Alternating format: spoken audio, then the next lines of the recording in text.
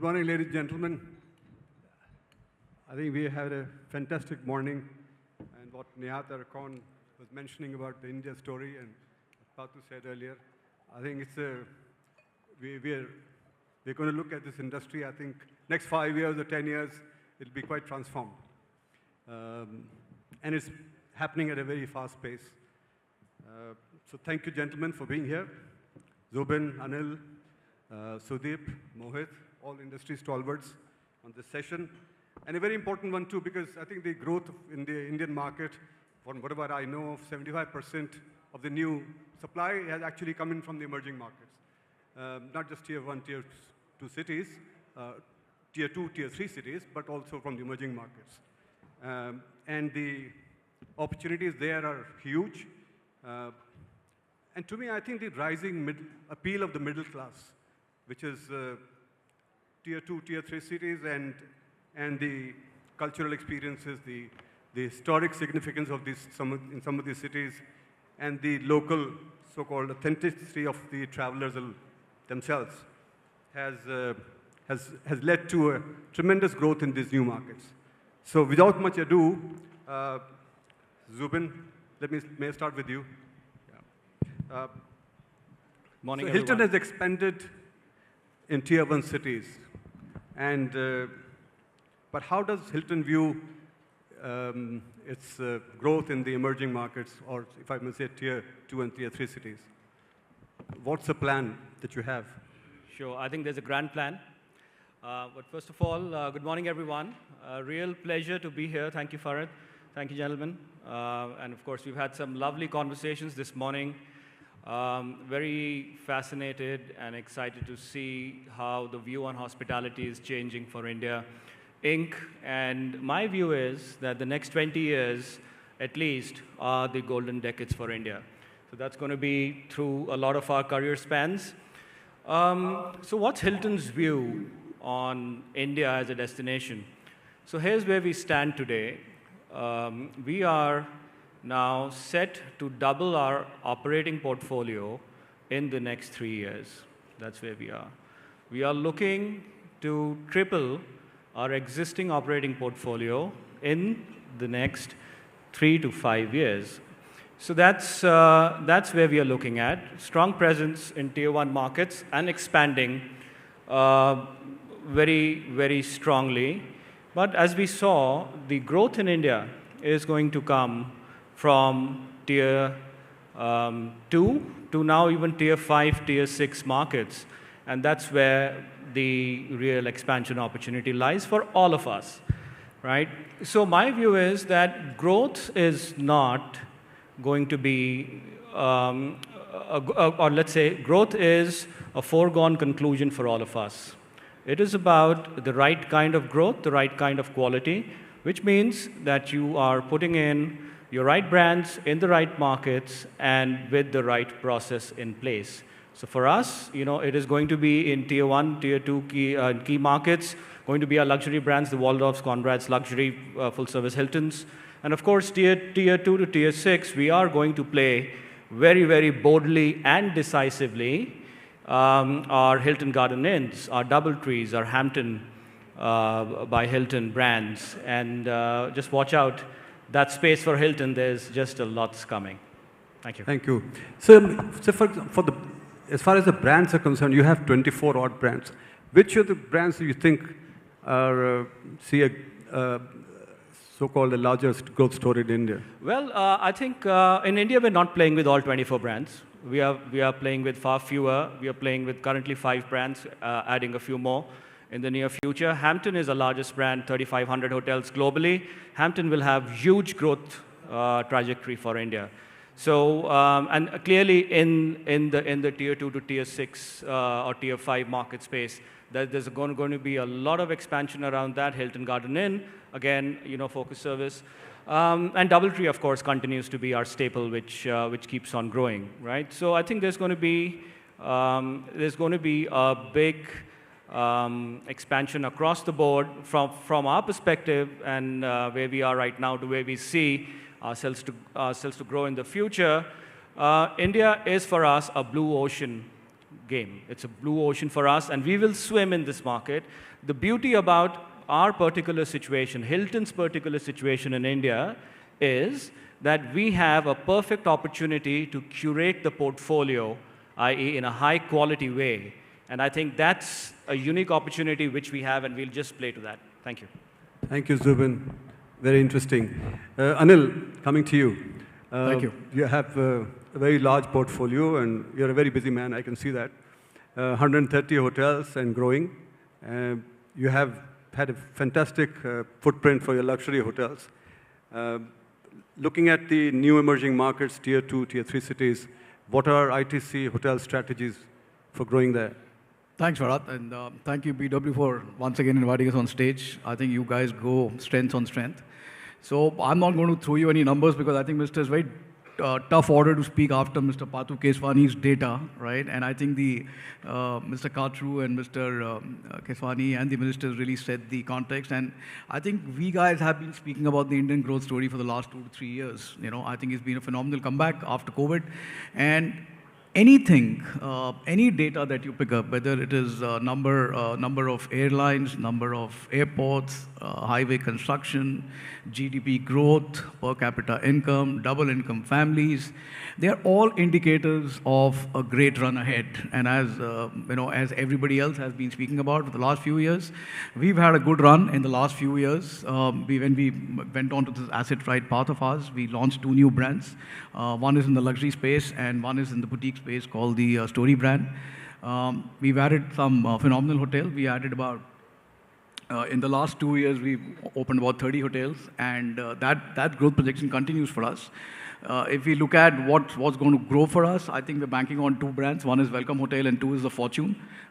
Tier 2 and Tier 3 cities are a great opportunity because you can certainly see a lot of interest right now from owners who would like to associate themselves with the right kind of brands, organizations who are disciplined, who have the bandwidth, who have the ability, who have the culture to take this forward, and that's where I see. I think there's lots which can be done in the leisure space, in the luxury markets. We just opened our hotel in Mementos, Udaipur, which opened 1.5 years back. Has been a great learning. It's been a tremendous opening for that hotel. Thereafter, we followed with Jaipur Mementos, again in the luxury space. So I see that market also growing. We are also keenly looking at tier 1 markets as well. So we would continue to grow there as well, and we would also look at our own investments as we go forward. What about the spiritual destinations, which are really the, what can I say, subject has been spoken about extensively today, the growth in spiritual destinations. So spiritual destinations, we were always there. I think the awareness is coming in much more today. I think it's primarily because of the connectivity. You know, you have better connectivity today, and that's why these markets are bound to grow. I see a lot of interest in Tirupati, definitely. Ayodhya. You look at Katra, we opened a hotel a couple of years back. So, spiritual and religious destinations, definitely, if you look at Rishikesh, these are certain opportunities. And as I mentioned that, these are opportunities where you can definitely grow your average rates. There could be a limitation sometimes in metro locations, depending on what's happening in the city. But leisure destinations, we've seen that as long as you're able to produce great quality stuff, people are ready to pay you the price. Thank you, Anil. Sudeep, IHG has a very strong presence across India and a portfolio of brands that really caters to almost every segment of the market. What are your scalable strategies for the future?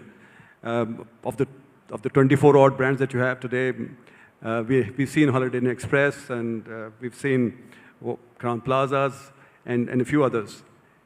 What do you have to say? Sure. So, we have 19 brands, out of which in India we have 5 brands or 6 brands represented at the moment. But globally, Holiday Inn makes us about 2/3 of our numbers of hotels, right? And I think in India is the same, and I don't think that's going to change anytime dramatically. But our strategy is driven on 2 axes, volume and value, right? Volume being how many hotels and how many rooms you're going to sign, and value being how much fees we're going to earn from the hotels. And I think our scalability strategies goes on both. Slightly different. The volume, as tier 2, tier 3, tier 4 markets in India, spiritual, leisure destinations grow, I think we've got the right brand for the right opportunity there with the right owners in the right locations, right? So the scalability of Holiday and Holiday Inn Express from a investment standpoint, from a return on investment standpoint, from the time takes to build, through the number of rooms which you can have to build it, is very adjustable and scalable from market to market. And I think the volume of that growth is going to continue to come in tier 2, tier 3 in India going forward. However, the profit pool in terms of the number of dollars you're going to earn, a number of rupees you're going to earn as an operator or as an owner, if you take the whole industry, is still going to get concentrated in tier 1 markets or the major metros, 1 and 1.5, I want to call it, right? And I think there we have a fair degree of white space with our Intercon brand. And some of our other Crown Plazas, the Boko brands, which if they don't want to go into the 5-star deluxe segment. And I think our strategy on the value segment is exactly that, is to develop more and more of these luxury-oriented hotels in leisure destinations, so hill stations, not religious as much, but primarily leisure destinations, which also are amenable to MICE market, as well as city locations where we're going to see more and more of the intercons coming up. But as you implement your strategies for the smaller cities, don't you see challenges in terms of maintaining brand standards and no. general offerings? So, the brand standards, of course, are a little bit more flexible with the Holiday Inn and Holiday Inn Express, right? When I say flexible, it doesn't mean that, the room sizes can vary from 15 to 32, right? It's not that. Flexibility is that it's more catered to that market in the sense that, we don't have rigid standards which say, oh, by the way, you need 4 kinds of cheeses at breakfast, or this has to be in this manner or that manner. So take, for example, listen, if it's in a sea destination having wooden floor, it doesn't kind of work, right? Or a moist destination having a carpet in your room doesn't work. The Holiday Inn, you can have stone or carpet or tiles and or wooden flooring. So, that's where the flexibility comes in. Now, we're not going to compromise on standards, right? Because I think it's on the 2 reasons for that.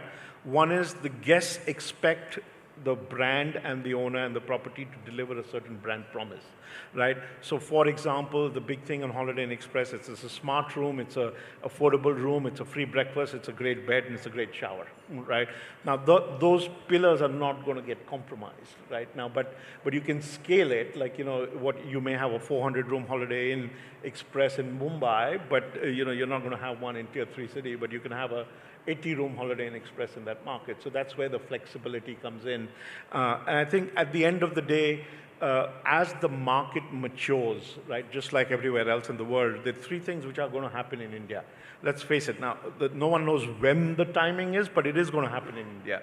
Number 1 is the advent and coming of third-party hotel operators, right? So, and which is going to give rise to franchising, right?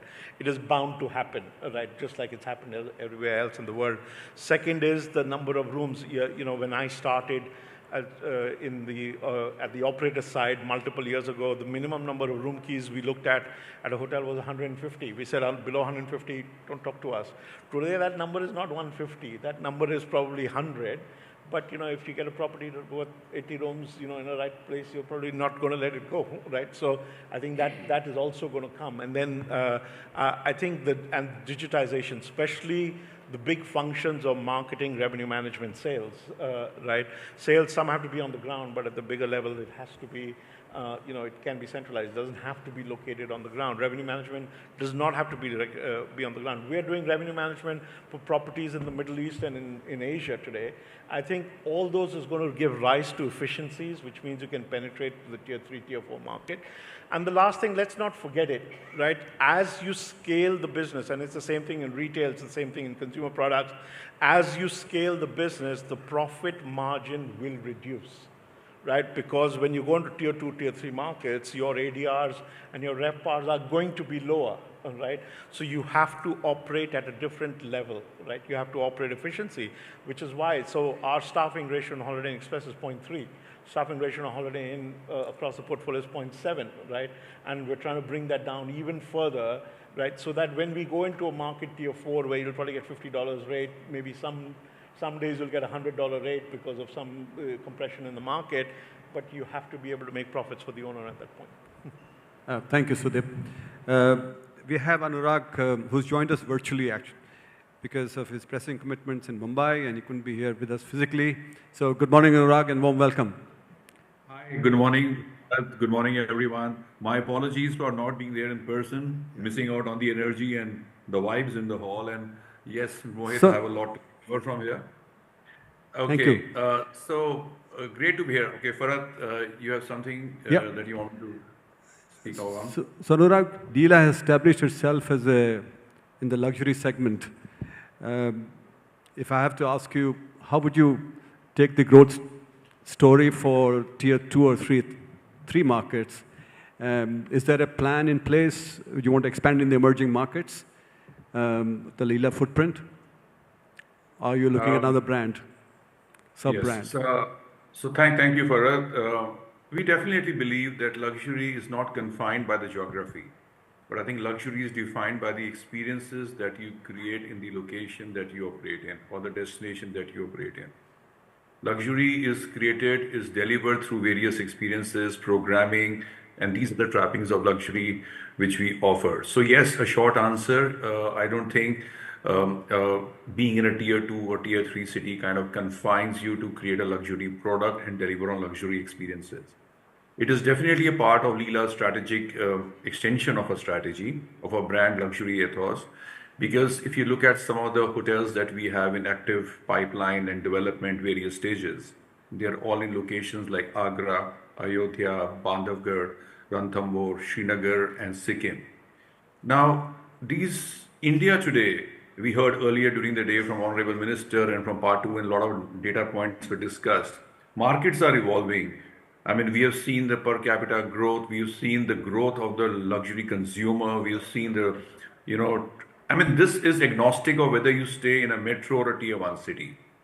The people are traveling and they're not confined by the geographies that they live in. Rather, they are looking to experience different destinations which are within driving distances. And with the advent of new airports and flight connectivity, I think almost every destination in India today is accessible.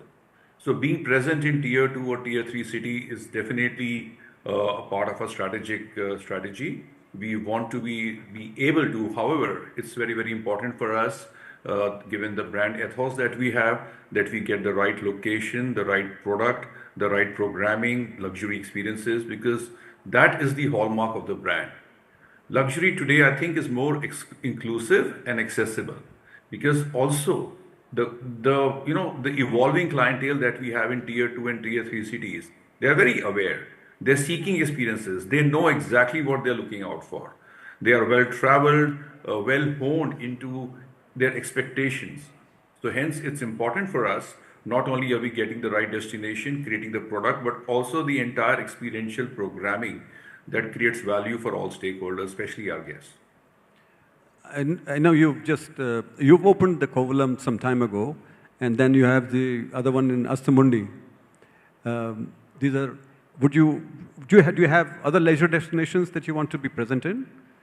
So we are, as I spoke earlier, we are looking at, I think there was some somebody alluded to Ayodhya. So we are coming up with a great luxury product in Ayodhya, which is not only focusing on pilgrimage, but also on culture. We are looking at Bandhavgarh and Ranthambore and ensuring that we craft and these bespoke wildlife resorts and retreats, which have this wildlife programming as well as various experiences. I think the focus is on length of stay. Typically, people travel for 2 nights. If we are able to make them stay there an additional night, by bringing in the culture, the traditions, the experiences into the resort, we have a winner on our hand. We are also looking at Srinagar and Sikkim. These are both amazing locations, and we are looking at how do we bring in the local handicraft, the cultures, the cuisine, all the elements of the destination, literally, and make them very, very accessible to our guests. So as part of our strategic expansion, we are looking at other destinations in similar tier 2 and tier 3 locations. Thank you, Anuraag. Thank you. Mohit, coming to you. The Oberoi and the Trident are known for their high-end hospitality. If you have to consider entering the emerging markets or tier 2, 3 market, tier 2 you already present actually, tier 3 market, or any other emerging destinations, how do you plan to balance that whole business of luxury experience while catering to a very cost-sensitive clientele? So the simple answer to that is that we don't cater to the cost-sensitive market. A long time back, somebody much more intelligent than many of us in the room said, you build them and they will come. When the Oberoi Raj Vilas opened in Jaipur, the price of that hotel was 5x of the next most expensive hotel in that city. And we built it, and they came. Even today, when you speak with Mr. Arjun Oberoi, Mr. Vikram Oberoi, when we sit down to evaluate opportunities, we have 3 criteria to decide whether it will work for us or not. And it's in no particular order. Number 1, is it a destination that our guests want to go in? When I say our guests at Oberoi and Trident hotels, do they want to go to that destination? And if the answer is yes, we ask the next question. Our hotels cost a certain amount of money to build. If we are going to spend that amount of money, will it give the owner, whether it is us as owners or a partner, the return that he or she wants on that asset? And if the answer to that is yes, we go further. And number 3, is that a destination where we can send people with pride who will provide these experiences to our guests? And therefore, is that a place where there is accommodation for team, or do we need to build accommodation for team and build that into the cost of the project? So if our partners are happy or owners are happy, if our guests are going to be happy with that destination, and if our team is happy to be working over there, then it matters not which alphabet of the ABCDs or 1, 2, 3 numbers does the tier apply to. If the guests are happy, the owner's happy, and our team is happy, we'll go to that destination. Mohit, yours is the only company that actually has been in the cruise business in Egypt. Now, India is talking a lot about cruise business in the Brahmaputra or the Ganges. Any thoughts on this or any plans? There are. Because you have the experience. I have to be careful about what I can say and not say, given it's a listed company, and I have to always keep in mind what's been announced or not. But what I can tell you is that, and I know the question is on the Ganges, and it is being studied as we speak. There are issues with water pollution and with permissions that are far more complex than the Nile. But on the Nile, in the next 3 months, we will be announcing the launch of 2 more dahabeyas, which I'm amazed to tell you, first to find out and then to tell you, a 7-cabin, 4-night cruise charters for $300,000 for that trip. Right? The Nile cruises that we are currently operating retail across average rates of $2,000 per night. So yes, it's wonderful business, and we are happy to go. All we need are these 3 things to be ticked. And if that happens, we are happy to travel. Thank you, Mohit. Wonderful. Zubin, coming back to you. Tell me, what are the key challenges for Hilton if you have to get into the emerging markets? Because there are challenges of uninterrupted power supply. There is challenge of not having trained manpower. Sometimes the real estate cost is not that cheap as people perceive it to be, because the return on the ADR that you will get is also low, and the cost of construction is not low. So what are the kind of challenges that would you face in the emerging markets if you have to make a presence there? Thank you for that question. I think you've named a few challenges. I want to say, before I address the challenge, the specific challenges beyond what you've said, just have a side comment on the previous comments that we all made. When you say emerging markets, India is an emerging market by itself. I think we need to change our perspective, our lens, from a tier 2, tier 3, tier 1 to a pan-India emerging market lens. What that means is Gurgaon has got Manesar, which is New Gurgaon. Mumbai has got Navi Mumbai. Now, is Navi Mumbai a tier 2 market to Mumbai? Right? So I think that lens has to change. And then, of course, Anuraag mentioned about having a Leela in Sikkim. I can tell you 30–40% of our supply coming in today is in tier 2 to tier 5 markets. We are opening a hotel in Surat. We are opening a hotel in Jabalpur. In Lucknow we signed something, so on and so forth. So, I think that lens has to change, because India Inc. as a market is emerging, right? So I have a little bit of a dissonance on this tier 2 to tier 6 approach, right? But going back to what are the key challenges to growth. And I think they're as much as Hilton challenges as they are for the market. Beyond what you've said, I think one of the biggest challenges for us to grow as an industry is talent today.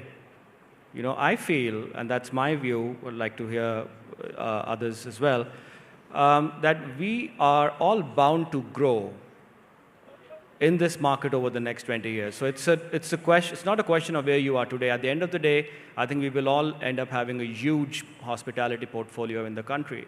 I think we are fighting against a self-fulfilling prophecy, which means you're going to grow from 200,000 rooms today in India to, let's say, 4x, 5x, 1 million rooms over the next 10, 12 years. Where are you going to get the team members, the employees to run those hotels? That's one of the biggest future challenges that we all need to open up to and start addressing right now. Beyond that, of course, there are the regulatory challenges. I mean, some of our states, some of our hotels are needing as much as 100 licenses to open. Of course, there's been progress that has been made, right? But there are other places where it is just a long-drawn process, and you cannot open the hotel until you get the last license.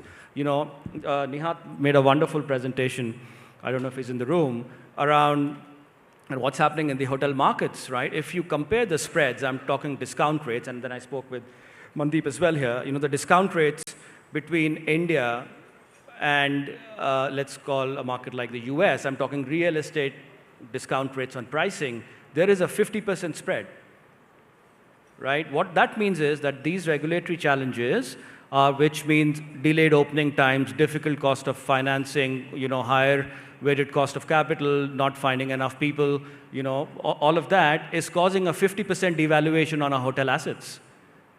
Right? So these are some of the things which will have a long-drawn implication on the growth of our industry.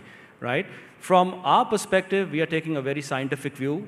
We want to place the right hotels in the right markets, which means, our luxury brands, the Waldorfs, the Conrads, in markets which can support them, right? And of course, that goes down the chain, right? And so for us, it is about building quality. The numbers are bound to grow. And that's not only our story, I think that's, generally everyone's story, right? So that's few of my comments there. Thank you, Zubin. Anil, ITC often integrates local culture, resources into most of its properties, what we've all seen. And how do you see this approach helping ITC hotels going forward in the new markets that we are talking about? Would you adopt a similar approach everywhere? And I couldn't hear the first word. I said local cultures, you said? Yeah. Okay. Local culture and resources into its properties. Basically, the flavor of the local region. So if you look at the history of ITC hotels, all the luxury collection hotels which have been built across pan India, they are all rooted to the local soil. The architecture of ITC Mughal is very different from ITC Windsor. The ITC Royal Bengal is a tribute to the Calcutta. ITC Gardenia is a tribute to the Garden City. If it's, Ahmedabad, the hotel is very different. We've just opened our first international venture in Colombo, which is, they were all rooted to the local soil. Each hotel cannot look similar. If you look at Welcome Hotel is rooted to the city. It is not the region, but to the city. It must have the culture of the city. And we've always believed that you need to bring the local flavors. When we launched this brand called Story, the Story is nothing but a unique boutique hotel in a boutique location.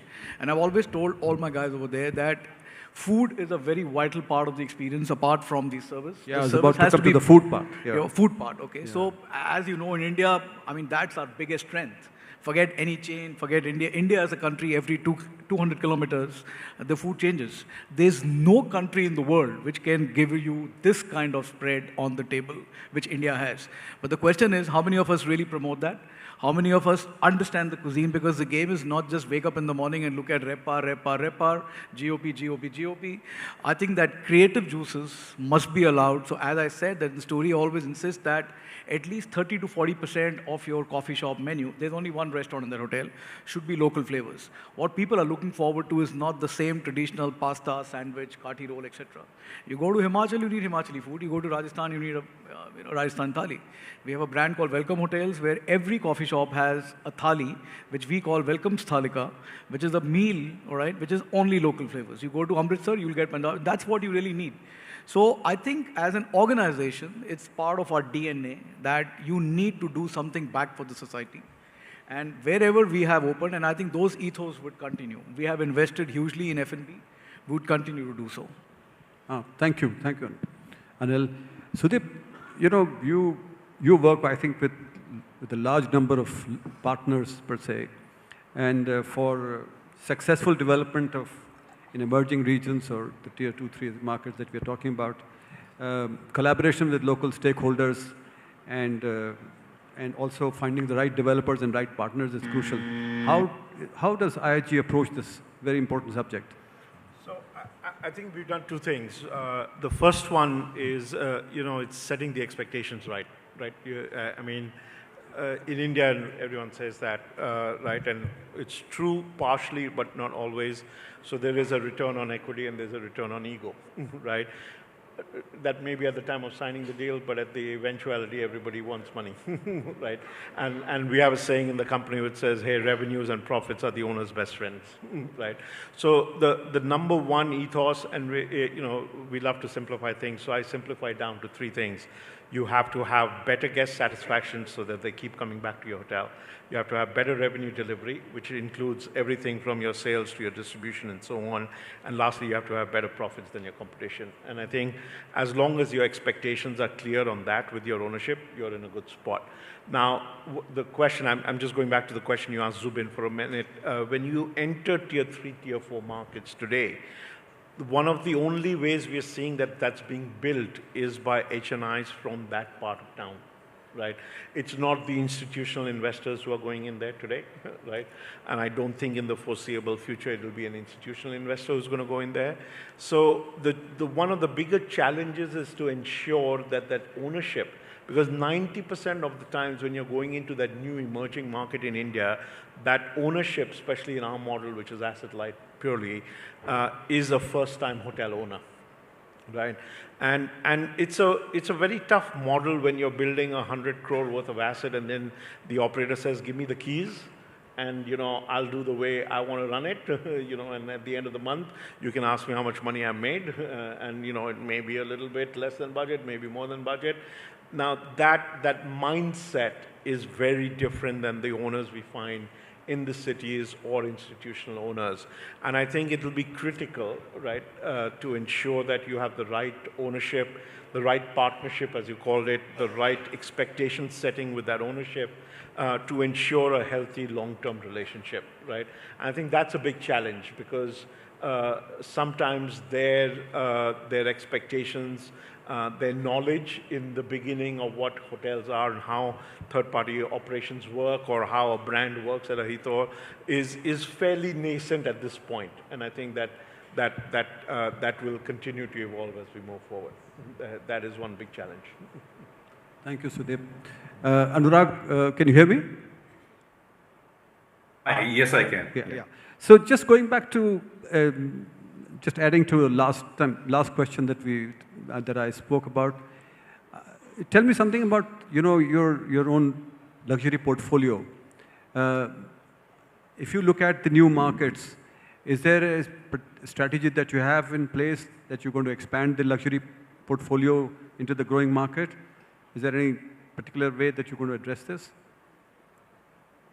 Yes, for sure. And I kind of briefly alluded to this when I spoke last. But I'll just kind of take a cue from what has been spoken earlier. Like everyone else, it's very, very important, A, that we are in the right location with the right, not necessarily only the partner, but the right approach and the right mindset.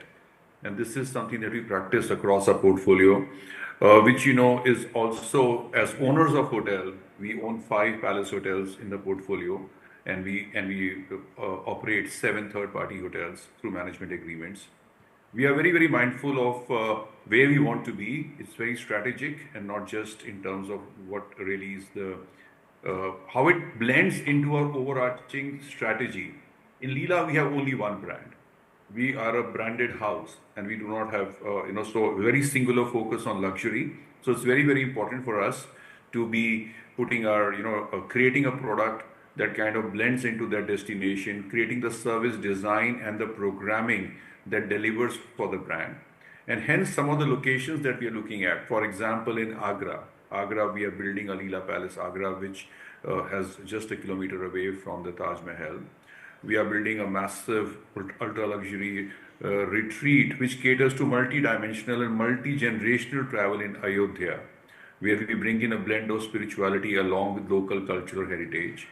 Ayodhya and Bandhavgarh and Ranthambore will be our foray into wildlife, where we are partnering with some of the best designers who create the entire sustainable ecosystem for wildlife as a destination. You have a naturalist, you have a storyteller, you have a historian, and everything that goes along with that, creating that storyline. I think what Anil was referring to, like what they're doing in a destination.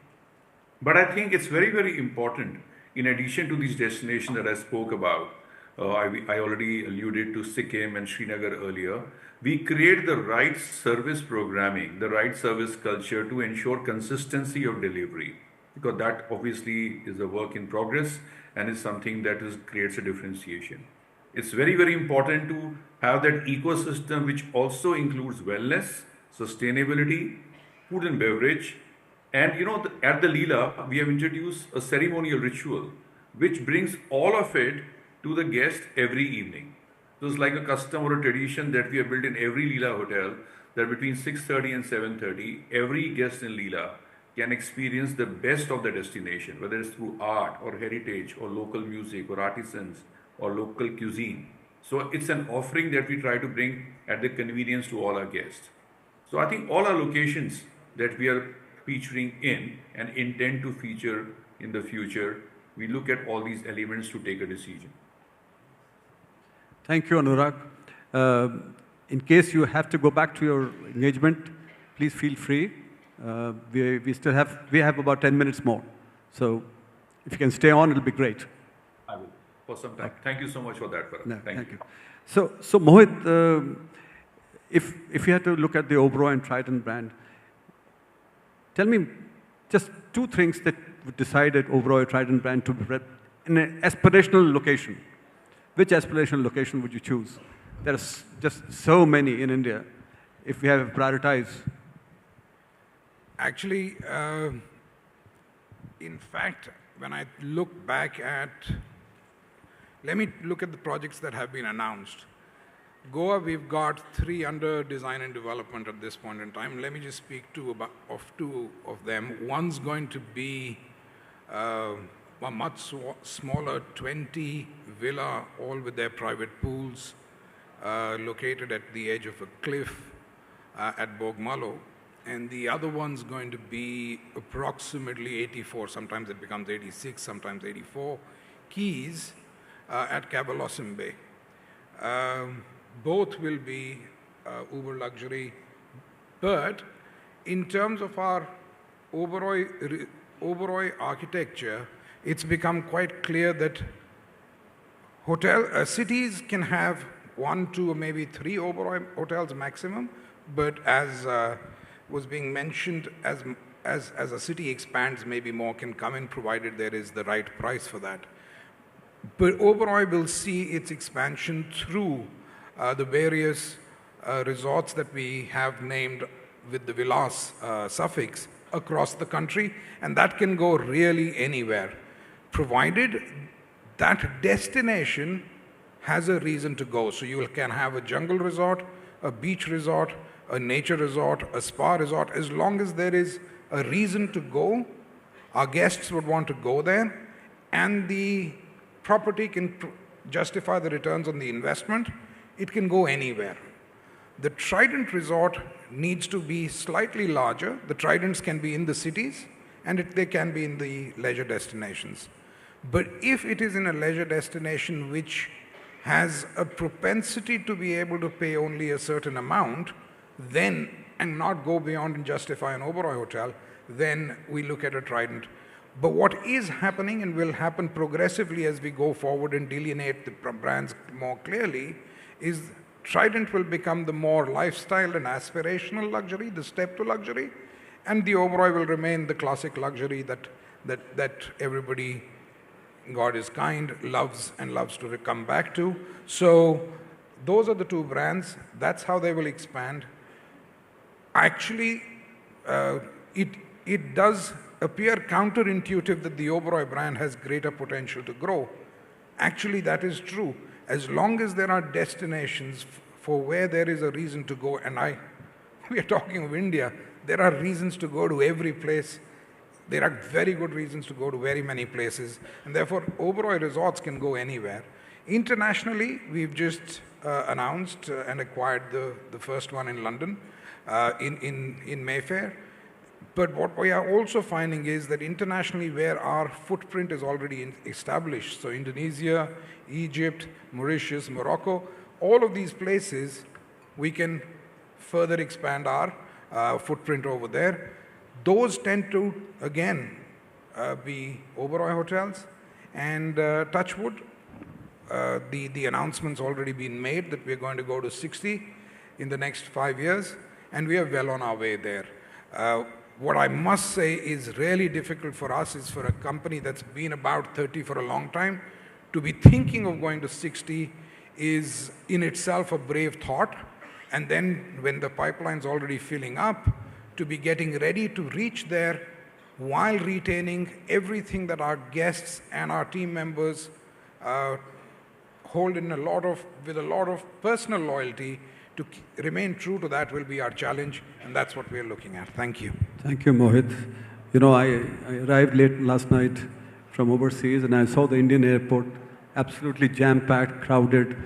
And I was looking at some numbers and said India needs a couple of, I think, 4,000 aircrafts to cater about 1.2 billion number of travelers that will happen over the next 2 decades. So numbers are very, very formidable.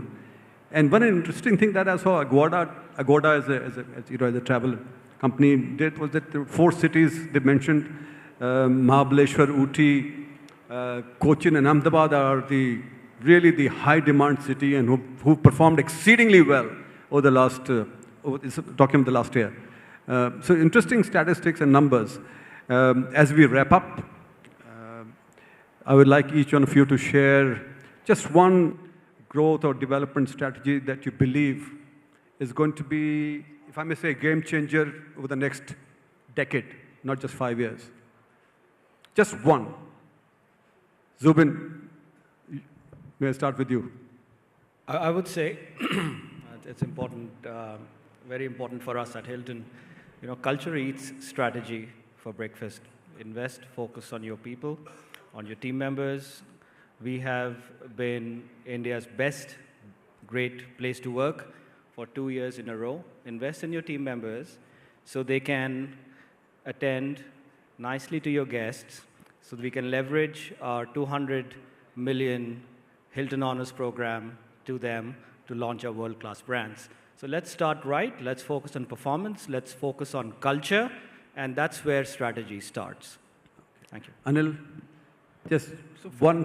For us, I think we're quite well established in the business segment, as I mentioned earlier also, and I think a lot of us have been speaking about leisure. We would love to keep growing in the leisure segment wherever opportunities take us. We have a portfolio of brands based on what kind of price points are available. So we'll continue to grow there definitely, and that's what the immediate future seems to be. Fantastic. Thank you. Sudeep, quick one. I think for us, it's taking care of the stakeholders, which is the owners, the colleagues, and the guests. I think that's... And this would be over a decade. It's got to be, that's the mantra, that's the trifecta. Or perpetuity. Yes, absolutely. Perpetuity. Okay. Mohit, just one idea. I think the answer was given by Mr. Patukeswani when he spoke. For us, of course, the impetus is on growth, but the idea is to do all the things that we were doing well, and therefore it is the same as ever. We just continue what we are doing right. Thank you. Thank you, gentlemen. It's been interesting talking to you. Don't think so. We have time for a Q&A. We're almost hitting less than 1 minute from now. We're going to close. So if anybody has any questions, quick one, please. The panel will be happy to take it on. In case you have any questions, you can raise your hand. I will come with the mic. Sir, there is a lady that side coming to you, ma'am. First question of the day from the audience. A round of applause for ma'am, leading the path for asking questions. Good morning.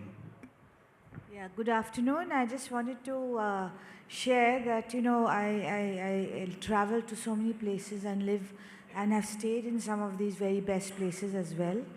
But the cities and towns are so filthy, and you have cows, you have garbage on the towns, and you know the local township and the communities are really trying to move things, but finding it very difficult.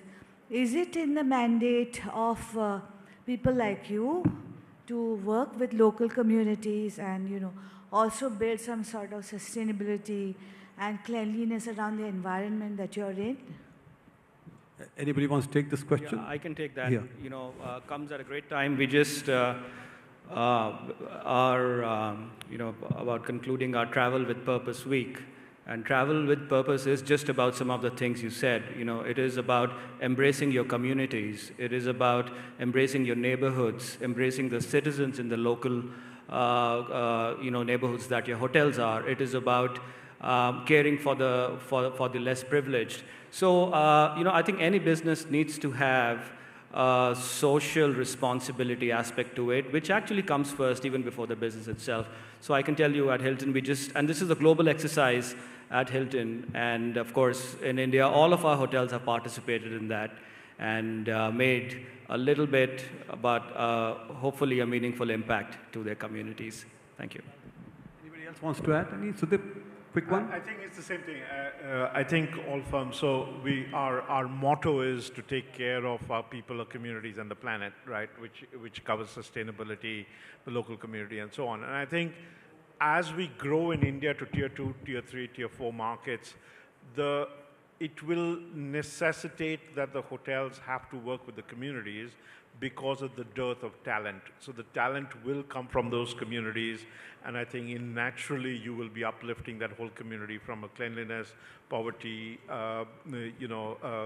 opportunity, skill development, all of that. I think without that, we're not going to be able to staff I think Patu mentioned 40 million people coming into this industry in 10 years.